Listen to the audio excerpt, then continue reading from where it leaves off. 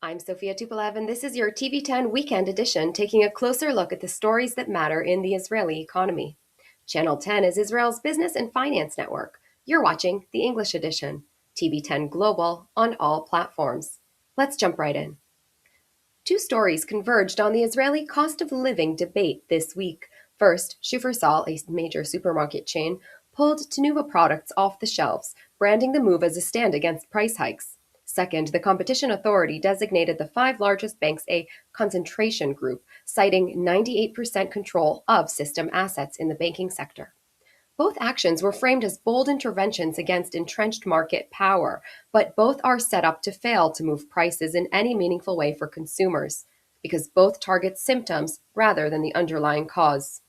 And the cause is trade policy. Israeli consumers are not weak, irrational, or complicit in their own extortion. They are choosing rationally from the options in front of them, and those options have been deliberately narrowed by decades of import protection, regulatory layering, and even kashrut compliance economics that keep credible foreign competition out of Israeli supermarkets and banking halls.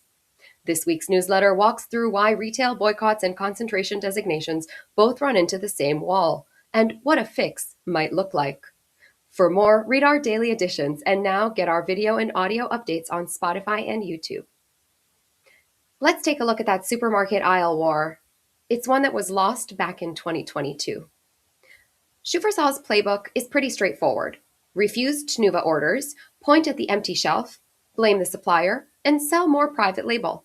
The retailer ran this exact sequence in 2022 and lost. Shoppers did not switch to Shufersal's house brand. Instead, they drove to Rami Levy, Yochananov, or Victory, picked up the Tnuva cottage cheese and yogurts they wanted, and went home.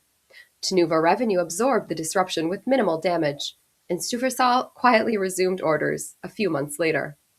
Nothing material has changed since then. Tnuva still owns the brand recognition, still controls the country's largest dairy supply chain, and still has zero reason to fear a single retailer freeze. The competing supermarket chains that benefit when Shufersal posts empty shelves are happy to keep stocking Tnuva at full margin. And the reason Tnuva can shrug off retailer pressure is that no foreign dairy brand sits on the shelf next to it as a real alternative. Israeli import quotas, tariff structures, and even kashrut compliance costs make European and American dairy uneconomic at scale. Tnuva competes against Strauss and a handful of smaller domestic players, all operating inside the same protected envelope and pricing accordingly. This is not really just about supermarkets. A new story about the Bank of Israel versus the Competition Authority can shed a bit more light for us. The Competition Authority's concentration group designation last week covered Hapoalim, Leumi, Mizrahi Tefachot, Discount, and First International Bank. Authority Commissioner Michal Cohen's audit found that 5 Israeli entities control 98% of system assets, and that retail depositors absorbed roughly 20 billion shekels in foregone interest between 2022 and 2024 because rate hikes flowed instantly to borrowers but sluggishly to savers. The proposed remedies include deposit portability and interest rate parity rules, both reasonable on paper.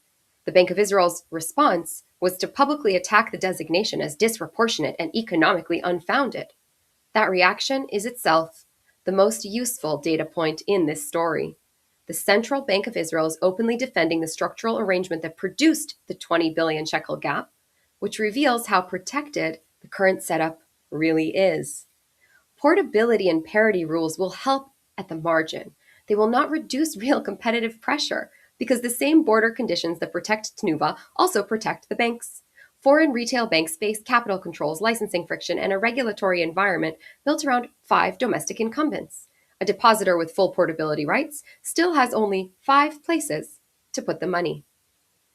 If the Bank of Israel successfully blocks these mandates, the Competition Authority's historic declaration will be reduced to mere optics.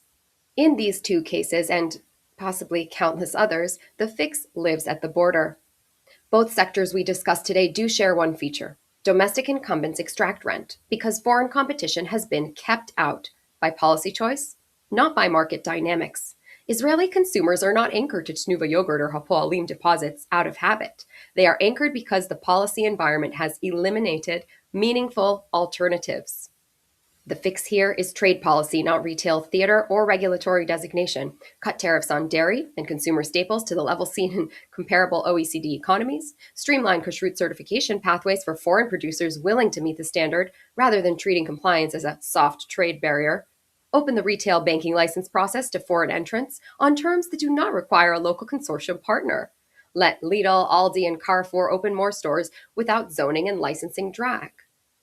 The day a shopper in Tel Aviv can buy decent French butter at half the price of equivalent Tnuva products, cartel pricing power in the dairy industry evaporates without any boycott required.